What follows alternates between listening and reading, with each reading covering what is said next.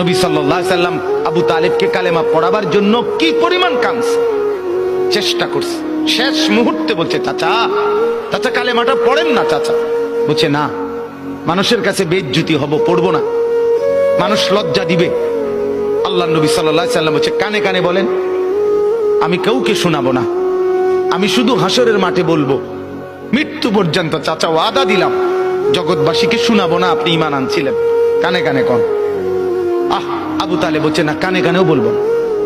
এবার নবী বলে চোখের পানি ফেলতে ফেলতে, চাচা এমনও কইতেন না তো, ঠিক আছে চাচা আমি কালেমাটা পড়ি, আপনি শুধু ঠোঁটটা নাড়েন, আপনি শুধু ঠোঁটটা নাড়বেন, আমি হাসরের দিন বলবো মাওলা আমার চাচা কালেমা পড়ছিল এজন্য ঠোঁট নাড়ছে, এর সুযোগ দেন। চাচা বলছে না না না, আমি ঠোঁটও নাড়বো না।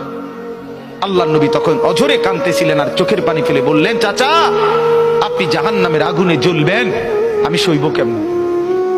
আবু তালেব নাফরমান তখন কি বলছে জানেন? আন্নারু খায়রুম মিনাল আর। মুহাম্মদ, মানুষের কাছে লজ্জা পাওয়ার চাইতে আগুনে জ্বলা অনেক ভালো। বাপ, নিজেদের জিন্দেগিতে একবার ভাইবা দেখেন, আমিও ভাবি আপনিও ভাবেন এমন আচরণ আমার মধ্যে আছে কিনা। 3 দিন ধরে যে বাড়িতে মেয়ের বিয়েতে ছেলের বিয়েতে যে ডেকসেট বাজাইলেন, কারে খুশি করার জন্য? হ্যাঁ, 1 লক্ষ টাকার গেট, এরপরে গায়ে হলুদের এই নগ্ন অনুষ্ঠান কার জন্য করলেন? বেড়া বেড়ি সব যুবক যুবতী সব একই মাইক্রো প্রাইভেট কারের ভিতরে যাতাযাতি করে বহাইয়া একখান থেকে একখানে নিলেন, কার জন্য? পুরা প্যান্ডেলের ভিতরে একসাথে বেড়া বেড়ি একত্রে খায়, নাচে, গায়, ফুর্তি করে, কার জন্য? শুধু সমাজ, সোসাইটি, পরিবেশ, সোসাইটি মেনটেন করছেন, সমাজ মেনটেন করছেন। ছেলেরা চাইছে, মেয়েরা চাইছে, বাচ্চারা চাইছে, এতে হেতে চাইছে, তো মালিক তিনি কি চাইছিল? ওনার কথা মনে হয় নাই? রাসূল সাল্লাল্লাহু আলাইহি সাল্লাম তার কথা মনে হয় নাই? বলেন, কিয়ামতের দিন নবী সাল্লাল্লাহু আলাইহি ওয়াসাল্লামের কাছে কোরআনে আছে, ফাকাইফা ইযা জিনা মিন কুল্লি উম্মাতিন বিশাহীদ ওয়া জিনা বিকা আলা হাউলা'i শাহীদা। নবীকে বলছে আল্লাহ, বন্ধু আপনার উম্মতের প্রত্যেকের আমলনামা আমি আপনার হাতে দেখাবো, আপনার হাতে, আপনার সামনে পেশ করব, আপনি দেখে কথা বলবেন আমার কাছে, সুপারিশ আপনি কইরেন, মানা নাই, কিন্তু আপনি দেখে করবেন। রাসূলুল্লাহ সাল্লাল্লাহু আলাইহি ওয়াসাল্লাম যদি হাসরের ময়দানে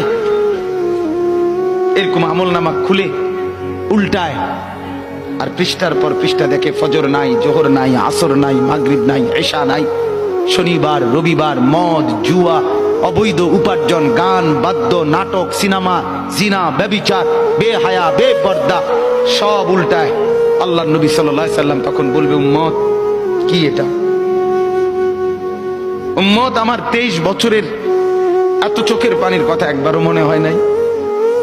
কি আনছো এটা আমারে? উম্মত, তুমি জানো না আমি যে তায়েফের পাথরের আঘাতে পুরা পিঠ চালনির মতো ঝাঁঝরা বানায় ফেলছে আমার? শোনো নাই তুমি? আমারে যে উহুদের ময়দানে দান দান শহীদ করে রক্তাক্ত করছে, তুমি শোনো নাই? আমি যে 14 দিন পেটে ক্ষুধার তাড়নায় পাথর বাঁধছিলাম, উম্মত তোমার মনে নাই?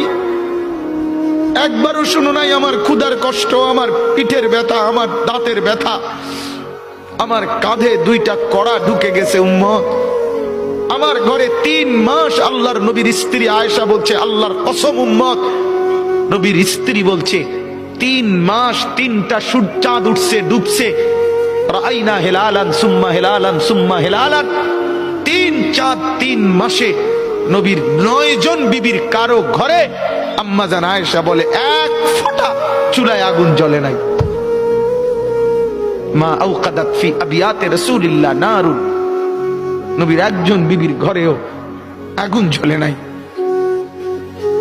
আল্লাহ নবীর স্ত্রী আয়েশা একদিন বলছিল নবীকে পিঠে হাত বুলাইয়া, ইয়া রাসূলুল্লাহ, স্বামী আপনার পিঠ ছিদ্র ছিদ্র কেন? পুরা পিঠ চালনির মতো ছিদ্র ছিদ্র কেন? আপনার কি ছোটবেলায় বসন্ত রোগ হয়েছিল, গোটা হয়েছিল। আল্লাহর নবী চোখের পানি ফেলে বলছে, আয়েশা তুমি জানো না আমার এই পবিত্র দেহে তো কোনোদিন মশাও বসে না, মাছিও বসে না, পোকা বসবে কেমনে? আমার পবিত্র দেহে তো হাঁটলে মেশকের গ্রান বের হয়, আমার পেশাব পায়খানাও তো কোনোদিন জমিনের উপরে 1 সেকেন্ড থাকে না, মাটি ফাঁক করে ভেতরে নিয়ে যায়, সেই আমার গায়ে গোটা হবে কেন? আয়েশা এগুলো আমার তায়েফের পাথরের আঘাতের রক্তের দাগ।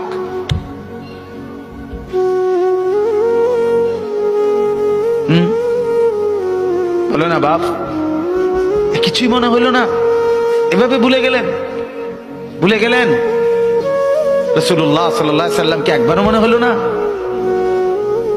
আল্লাহকে ভালোবাসেন, নবীকে ভালোবাসেন, আখিরাত চিনেন? এই বাপ, আমি আপনাদের সন্তান, যে আল্লাহর কোরআন